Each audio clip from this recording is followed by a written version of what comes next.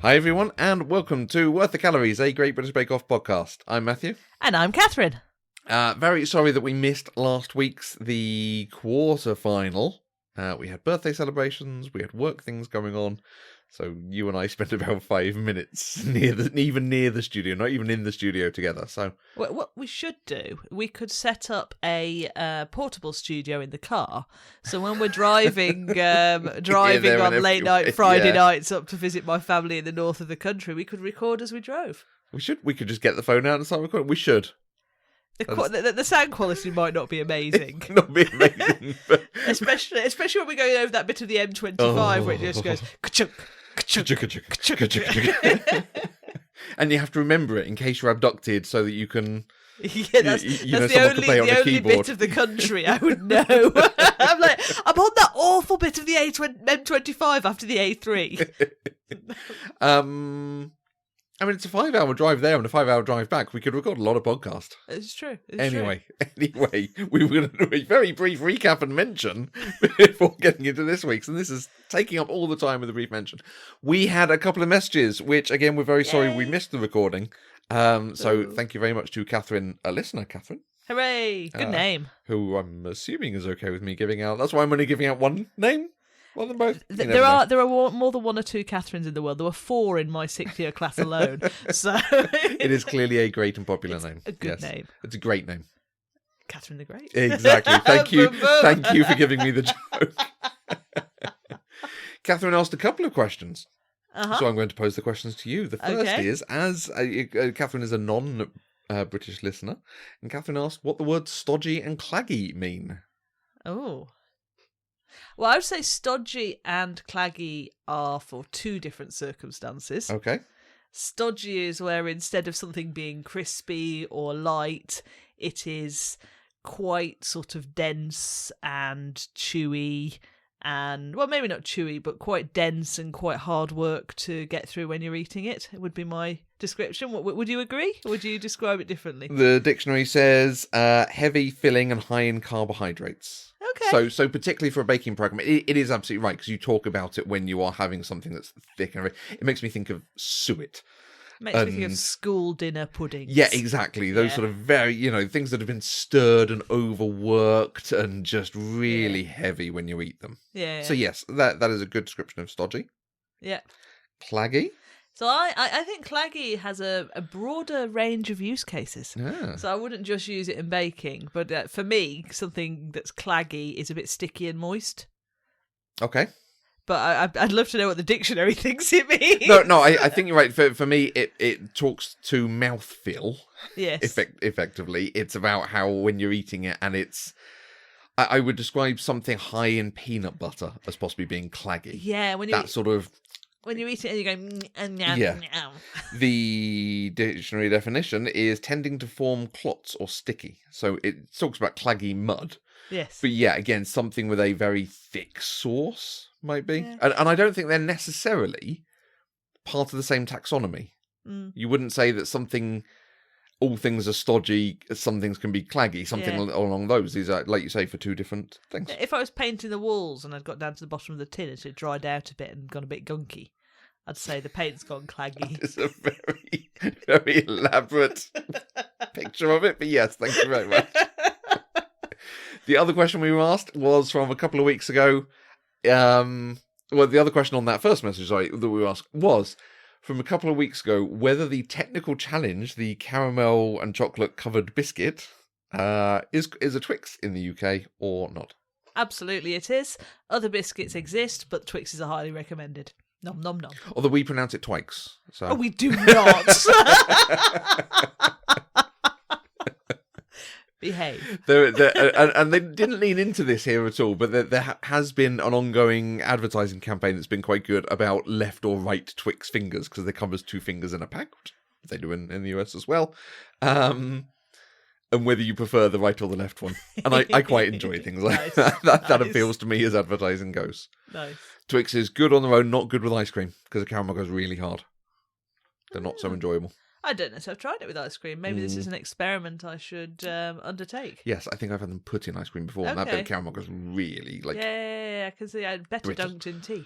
Yes, yeah, absolutely. So Catherine then sends another message. Yeah. Because of an event on the next episode. So I think this is bringing us in. It was Free From Week. Yep. And we gave out on social media a very brief thing that it's great. We love it when people are doing well, when it's difficult to choose between people. We love that Lizzie had a great week. Yeah. Although everyone had a great week, so, really hard to choose between them. There's nowhere to hide when you're in a room of good bakers. Absolutely. And, that's a topic that's going to come up again. Yeah, absolutely. But that is exactly what we want from the Bake Off. We want to see, and all of these sorts of challenge reality TV shows, when everyone does well, it's much better. Yeah, I don't want to see someone lose. I want to see them win less. Does that work? Sorry, but in a running race, yes. You don't talk about the person who came eighth as the loser necessarily. You talk about the winners, and you want it to be these people did really well, and it's just the nature of it that one person gets knocked out every week. Yeah, which we could do a whole extra show on whether the setup for the competitions is right or not, but fine. Yeah. In the middle of this, Jürgen tried to turn his vegan sausage rolls and dropped the tray, and some of them dropped on the floor. Yeah. I think they all dropped on the floor, but somewhat on top of others. Yes. So he gathered them up and stuck them back in to continue cooking.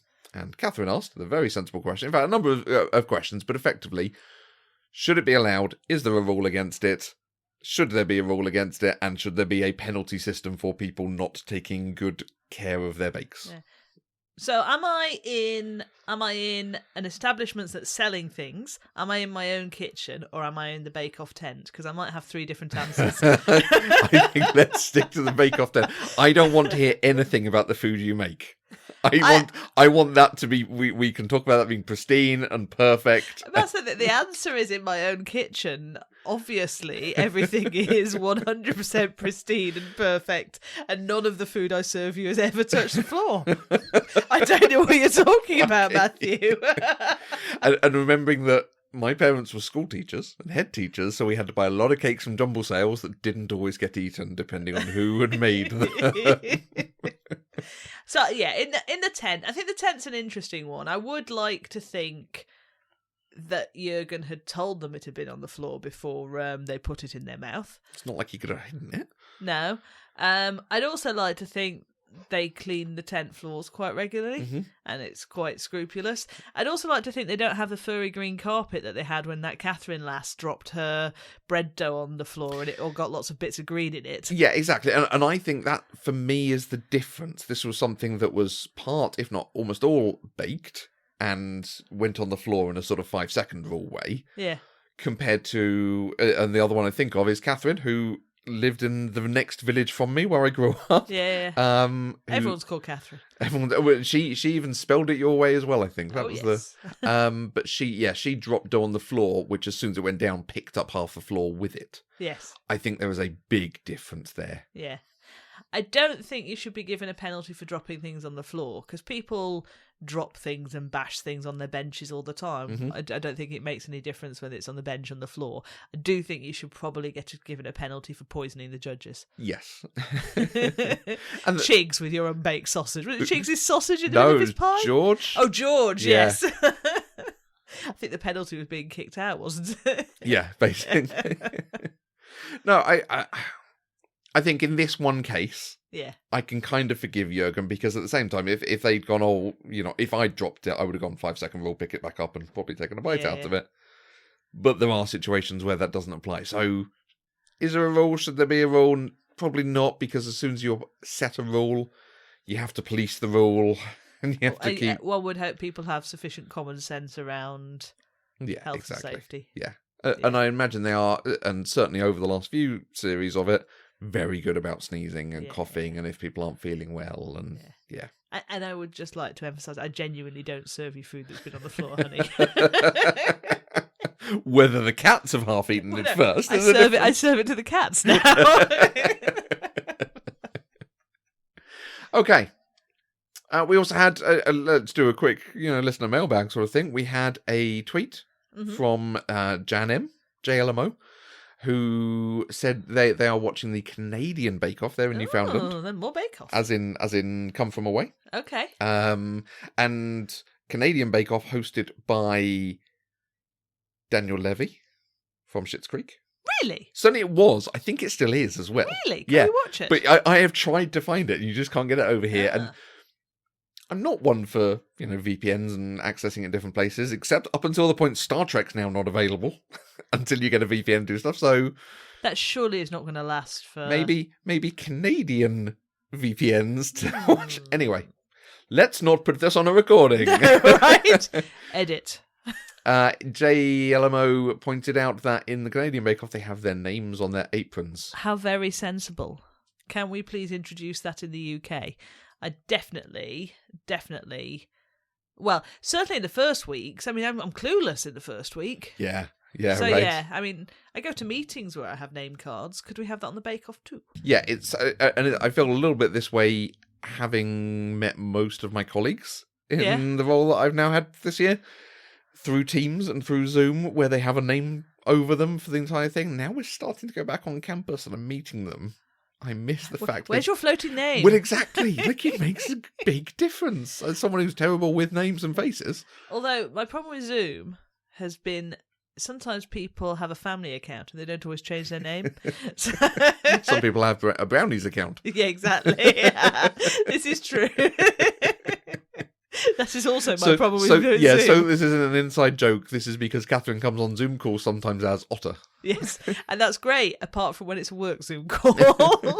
Don't worry, I have gone on Zoom calls as Mandy Kay, who is, as a lot of people know, my podcast co-host on other podcasts. Excellent. And I have had to explain that in a number of meetings at work.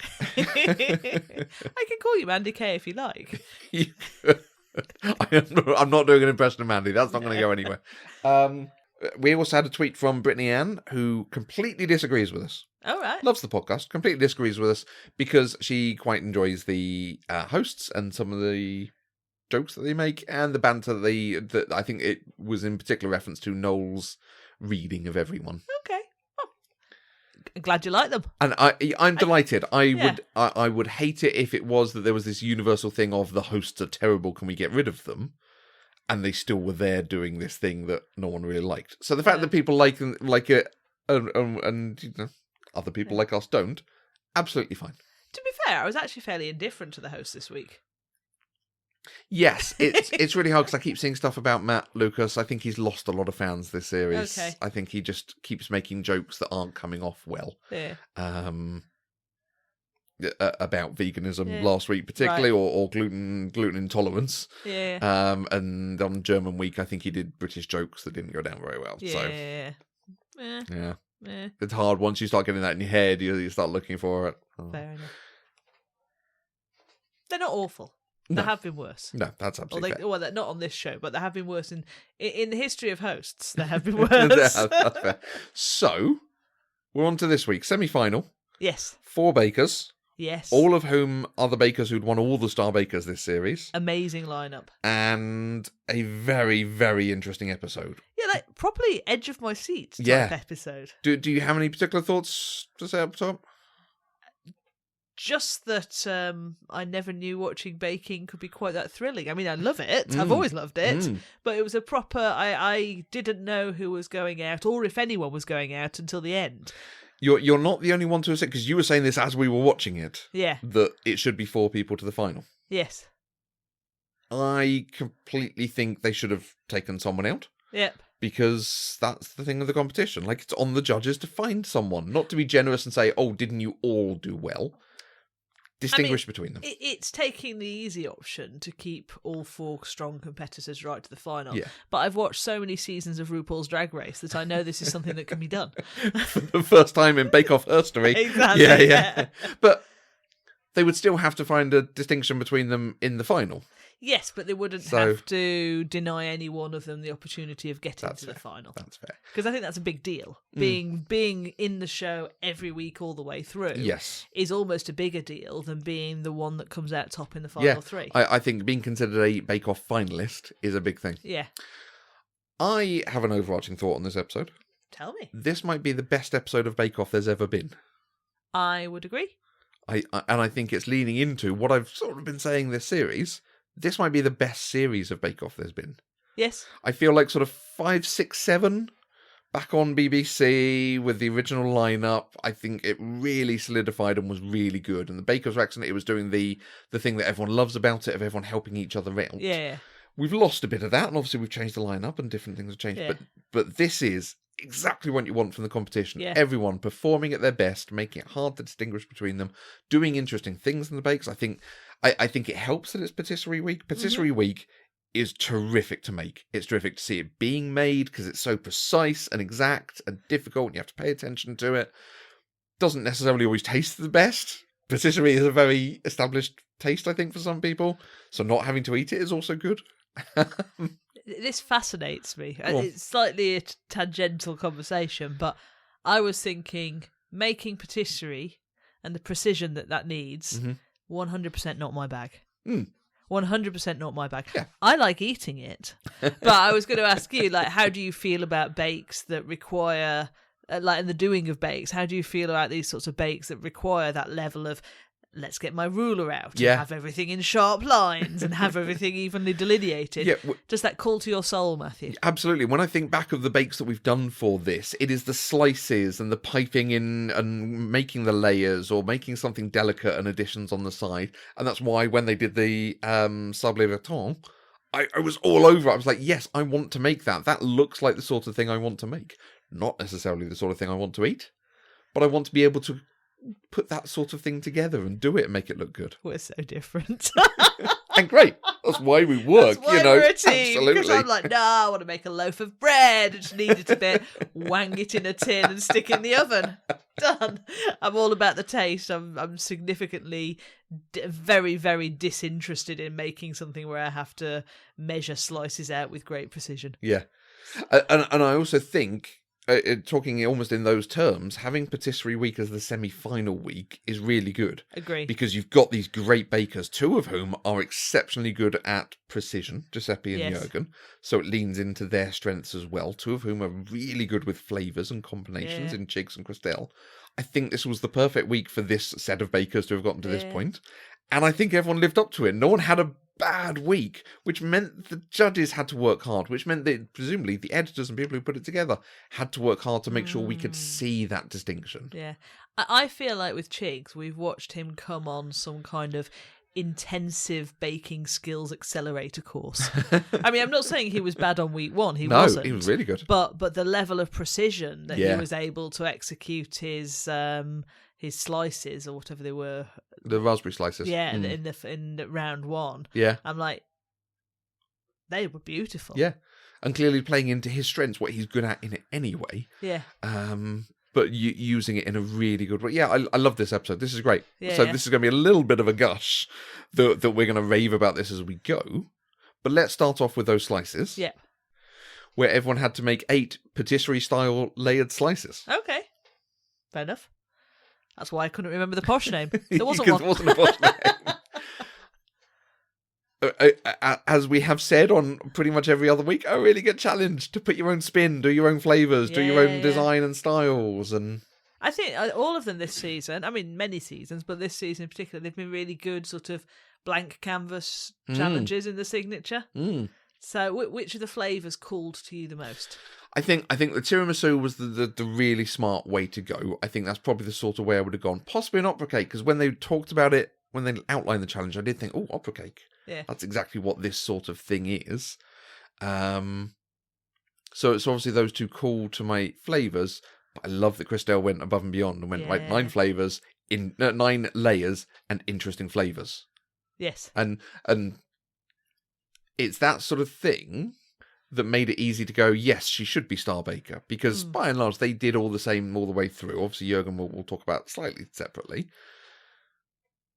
but hers and Chig's and Giuseppe's, they got a handshake because they were perfectly done, really tasty, really good, but she had high risk, high reward. Yeah.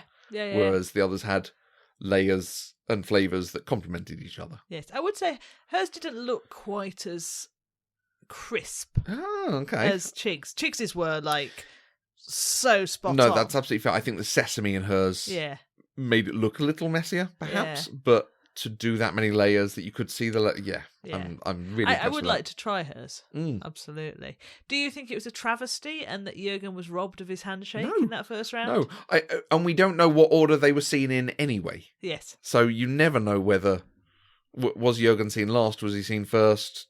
Yeah. They probably do it in that order, Mm. but it does make it easier that they saw him and then they saw everyone else and gave them a handshake. It wasn't that Paul had to make the decision: do I give a handshake here or not? Knowing I've given 3 others. Yes. Yeah. From the way it's presented. Absolutely. So no, And also, he put beetroot in a cake.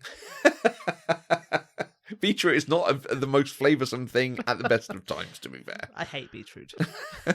I quite like beetroot, but but normally with beetroot, you're pairing it with a vinaigrette, you're pickling it, you're doing something that gives it a strong flavour. Mm. Yeah. So no, I don't have a problem with him not getting the handshake, because the handshake is a very amorphous thing. What you're getting it for, and It's also a little bit of a Paul ego thing, isn't it? Well, Prue doesn't get to give the handshakes. No. Paul gives the handshakes. yeah.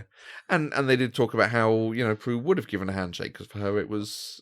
This is why I So- was thinking: is it a travesty? Because clearly Prue really rated what Jürgen had done Yeah. in that round as well. Mm.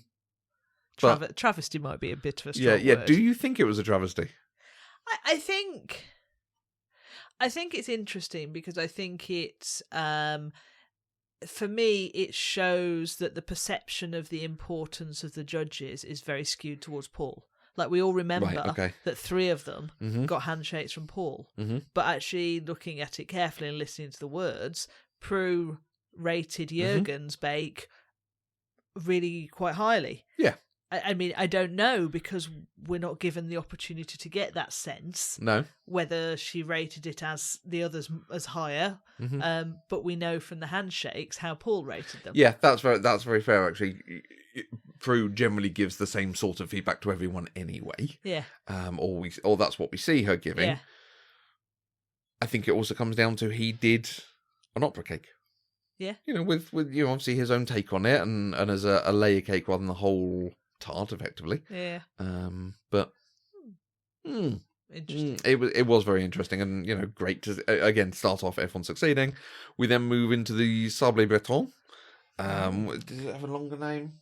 Oh no, it's just Sablé Briton tart, because as it turns out Sablé Briton is just a biscuit. Right. Prue then basically made it bake it as a big biscuit with a jam layer, a pistachio cream layer, and then fruit, and then meringue, and then gold leaf on the meringue, and then a Make your lily. glaze Make on your the lily top. and then gild your lily. Yeah. It's I'm too glad much. you made It's it. too much, man. I wouldn't have been like, I'll make the bicket. Done. And the biscuit, really nice. It's good, Actually, right? I'm really pleased to have done that. I'm pleased because it used fleur de sel, Mm-hmm. which I've not used in baking before. Obviously, we use it for putting on the top of things and making things nice and posh, restaurant-style-y salt. Making things salty. But, it is that something you get in a nice Yeah. higher end, or you get it on top of thick chips to make it stand Yeah. out, this kind of thing. It was really interesting baking with it because it's given it a salt flavour without the sort of slightly, I'm going to say, acidic, vinegary, that sort of sharpness that you get with salt. It's kind of a slightly more mellow salt, isn't it? Yeah, really interesting. Yeah. I think it's lovely. So I made an executive decision to mix it up because the pistachio thing, we didn't have any pistachio oil, so I tried some olive oil instead, and we didn't have any pistachio extract. So I wasn't sure what extract to use instead, because you had to make a paste and fold the paste in. What? I'm just like, we made making so many substitutions. It's completely different. Well, exactly. It was just grind up pistachios with pistachio oil and then add pistachio extract. It's like, to be fair, pistachios don't have the strongest flavour when you grind them up, which is why I was, if I'm not using pistachio extract, It's just not I going need to to go taste a of different pistachio. way. And is it? exactly. So I decided to forego the pistachio thing, and made the creme mousseline with raspberry extract, because obviously it had strawberries and raspberry jam and so on going on with it. Nice. I tried to make the raspberry jam. It came out harder than it should have done. I think there's something in our finesse of making jam that, because you struggled with it on the biscuits that you did a while Yeah, back. it never got to the right temperature, so I just sort of bubbled it away a bit longer and Yeah. then went, it's all right now. I think that's something we need to figure out in the making of jam, whether it's because we're making it in small quantities, we need to adapt it. So I just got some normal jam, put some jam on it. Did the creme vaseline, which I possibly made a little bit too hard. I think when I added it back to the pan to boil it as a custard, I maybe cooked it a bit too long there, so it firmed up a bit more than it should have done, maybe. But adding the butter to it was okay, and it's sitting nicely on top of the biscuit, which is a big thing for Prue in the judging. Yes, because was it Chiggs's who was a bit runny down the side? His was very runny with it. Mine wasn't runny. It almost was too set at that point. It's a very buttery buttercream, which I don't tend to go to. And then with some nice strawberries on top. It's not terrible. But as with all patisserie, it doesn't have the punchy flavour of different things going on with it. It's about textures, delicate flavours, and not my bag. Fair enough. You just want to make them. Yeah. Yes. Like I really make them and feed them. To I like that constructing and delicate precision of it. If it then had one layer is chocolate, one is fudge, and one is cream or something, then maybe I'd be into it. Fair enough. Fair enough. Because it did also leave us with a lot of egg whites. Which has the result that magically overnight by the magic Matthew fairy, they turned into chocolate mousse. There's now many ramekins of chocolate mousse in the fridge. I don't understand why you see this as a problem. We've got so much chocolate mousse, gang. There weren't huge distinctions between what they did. There was that decision of whether to do it as a tart with sides or as a big biscuit, which I think was a bit of a cheat because this isn't an established tart. I was about to say, I think if I had a bit of paper in front of me with limited instructions and the title told me it was a tart, I'd have done the sides as well. Yeah, and like I don't. Well, unless I don't know what the description said, but unless the description was in some way clear or implied what you had to do, I'd have totally given it edges. I think the one way you can take it like that is the fact that it said, basically, roll it out and then cut a 20 centimetre circle and put it in the tin. Now, I don't know what theirs said by comparison, but I would imagine there's something about cut out a 20 centimetre circle and bake it. So this is the whole read the exam paper, read it again, and then start answering the question. Whereas had it been, and you need to make sides, it would have been cut out a 22 centimetre circle, I would imagine, something like that. But I don't know what instructions they got. And I also feel like Prue made this up. So this how would they know? This isn't a real thing, Prue. Exactly. So I'm a bit like, I'm not sure how they were supposed to have known, except this is how you make the smaller versions of the biscuits. It's a bit like German week, where it was like, make a showstopper out of many stacks of German loaf cakes. Yeah. And Jürgen's like, it's not how we do it. This is not a German thing. This is not a German thing. Like, don't know what you've done to our cuisine, but... Yeah, exactly. But a good technical. Yeah. Lots of layers, lots of and different skills on show. And appropriately challenging for the semi-final. Absolutely. I really appreciate how they've judged the increase in complexity of the tasks over the season. Jürgen won. Yep. Jürgen knew what it was. Somehow. I think he knew what the biscuit was, is the point. He knew what the Sabley Briton was. But the technical doesn't matter. No. And I think if you are someone who watches this and think the technical gets taken into account, you might look at this and go, but Jürgen won the technical. He shouldn't be going home. I think it's only taken into account if everything else is even Stevens. Yeah, I totally agree. And also, at the point you've only got 4 people, you can top the technical, but you're only 3 from the bottom. Yeah, absolutely. Absolutely.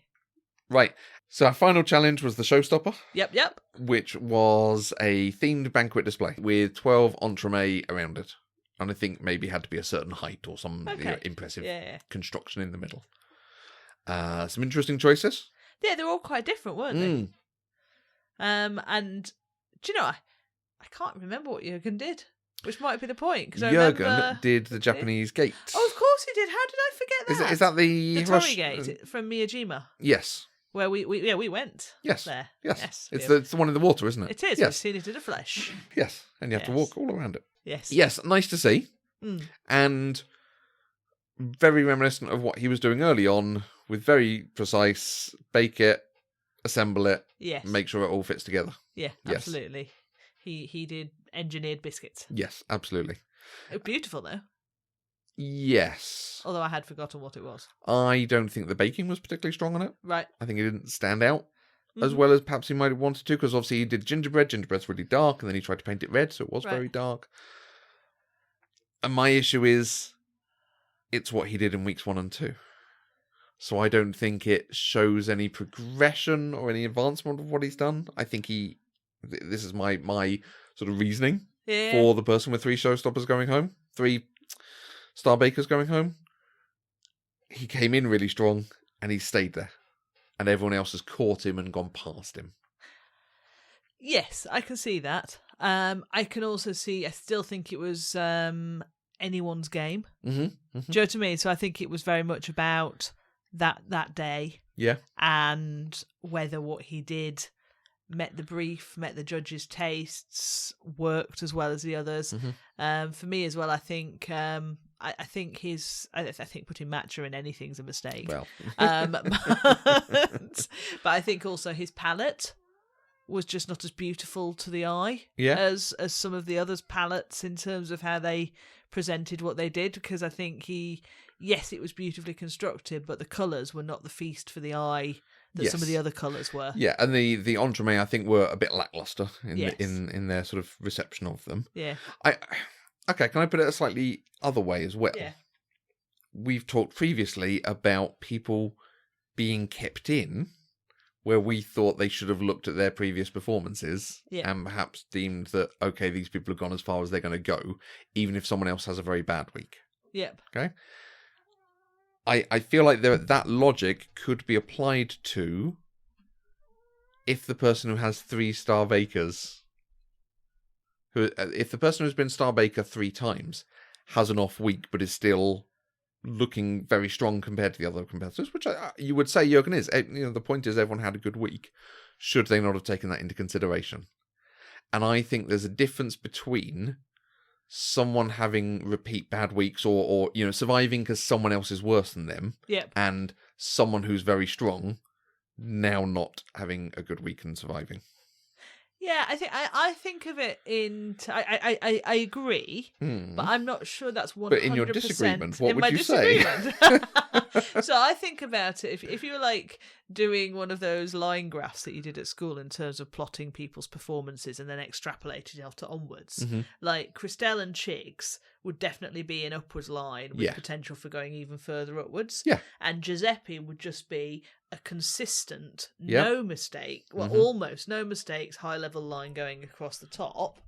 Jürgen, I think, would have started slightly above, but pretty similar to Giuseppe. But actually, I think he's dropped the ball a little bit. Yeah. A few more occasions than Giuseppe. Yes. So I think if we were going on overall performance and potentials for future performance, he would still have been out for me. Okay. Yeah. I can completely agree with that. Yeah. I think it's an interesting conversation, and again, this is why it's such a great episode, because there is this conversation about it of, but he's done so well, and yes, he's done really, really well, but he's not quite had the consistency, and this week, very clearly, and I think it is clear, there were other people better than him. Yeah. Everyone brought the Ray game. I think he also has, I think people's perception of Jürgen's excellence is slightly more than the reality. You know how they say when someone starts a job really strongly, they get the sort of the ready brek glow, and that covers people's perception of their future performance, even though where that's not so excellent. Yep. I think in the eyes of the other competitors as well, everyone thought Jürgen's amazing, he's the one to beat. Yep. Whereas he is amazing, and he is one to beat, but he is not quite as amazing as everyone perceives him as. Yeah, and as the person who, because he won the first 2 weeks, is the main point, and then was very strong thereafter as well, he didn't necessarily get the feedback others have gotten. No. You get a real sense, Christelle has been trying flavours and combinations and bakes and ways of doing things and perfecting it for the show and for her baking in general. Chig's the same, I think. So they've gotten feedback. They've tried things that haven't necessarily come off, but they've been able to work on it and consider that for next time. We obviously don't see all the feedback, but I would imagine Jürgen doesn't necessarily get a huge amount of, if you did X, Y, Z, you'd do it even better next time. Yeah, and I think the point this week is that the other ones didn't drop the ball. No. So if any of the other 3 had not been on their A game in that finale, Jürgen would have justifiably gone through. Yeah. And they'd have gone home. And looking back over it, Chigs has never been discussed as one of the worst in the week. Right. And Giuseppe has only been discussed as one of the worst in the week this week. Right. This was the week where they were like, oh, we have to mention 2 people who could go home. But I think watching it, I felt like and again, this is why it was such a good show. They put it together so you knew what was going to happen. It wasn't a shock when we got there, I think. And if I'm wrong on that, if people were watching this and found it as a shock, let me know. I'm really interested because I'd have been surprised that was the outcome before I saw the episode. Yeah. Because I went into that episode thinking, oh, I'm going to lose one of Christelle and Chigs, and I'm really sad about that. Agreed.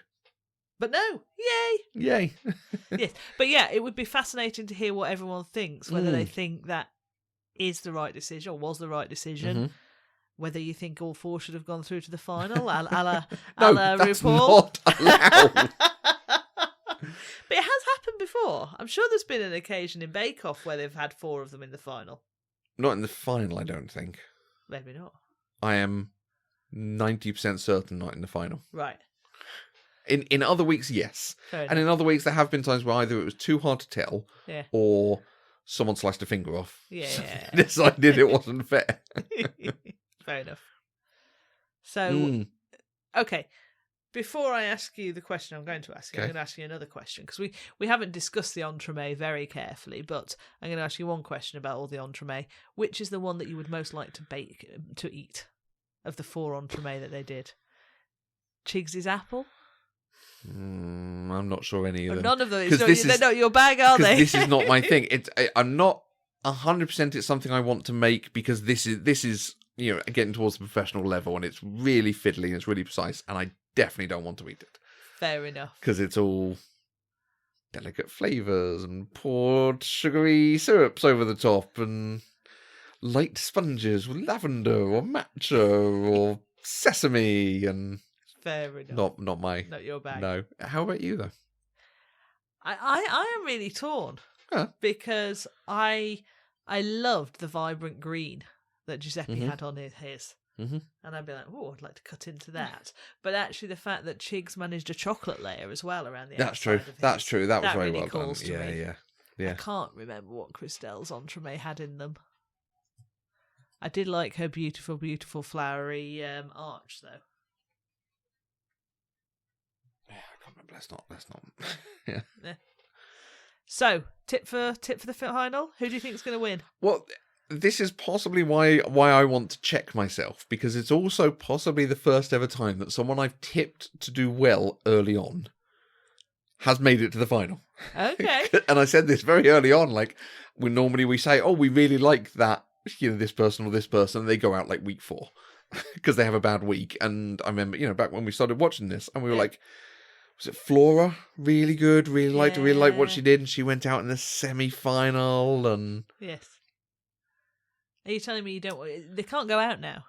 They can't go out. I'd love to see Christelle win it, because I think she does interesting things. I think even more than Chigs, I think she's come on and learned how to do stuff for it. But the fact we both, I think, had talked about, we assume Giuseppe and Jürgen are going through. Does that mean we both think it's Giuseppe's?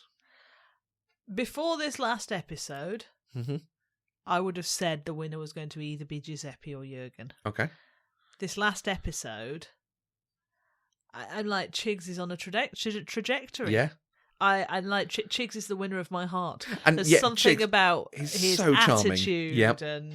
And He's got the right deference to the judges, which I think goes a long way, in wanting to learn and wanting to do well with it, not hamming it up for the camera. Yeah. But also a confidence and just ease with the way he does it all. But I'd be delighted with any of them. Yeah. I think so. This is not a year where I'm like going to be grumpy about any of the winners. No. I would love to watch a Chigs and Christelle baking show. Yeah. Like, I don't know how that would work, but I think they both have really good presences. And it's not that we have people with no personalities. These are people who I know they are going on a TV show and are doing well for it, but they're all pleasant to watch. Even Giuseppe has a great attitude towards it all. And lovely. Huzzah! Yeah, I'm going to be happy with any of them winning it. Bring on Tuesday. Yeah, really exciting to see. So do let us know if you're listening. Who is your tip? Who do you want to win it? Who do you think is going to win it? Because they could be different questions. Yes. We'll see if there's anything in the final that we could bake. Because I'm not doing pizzas over a fire again. Woof. Maybe there might be an element of something in the final that we can bake. Yes, let's see. That you can bake whilst I do more work. But let's say it's been a really good series. Yeah. I'm really excited to see the final, and I think if they pull this off, this will be, yes, it's all landed now, and it's back to being really the show solid. it was a few years ago. Absolutely. Yeah, great. Awesome. Right, we'll see you then.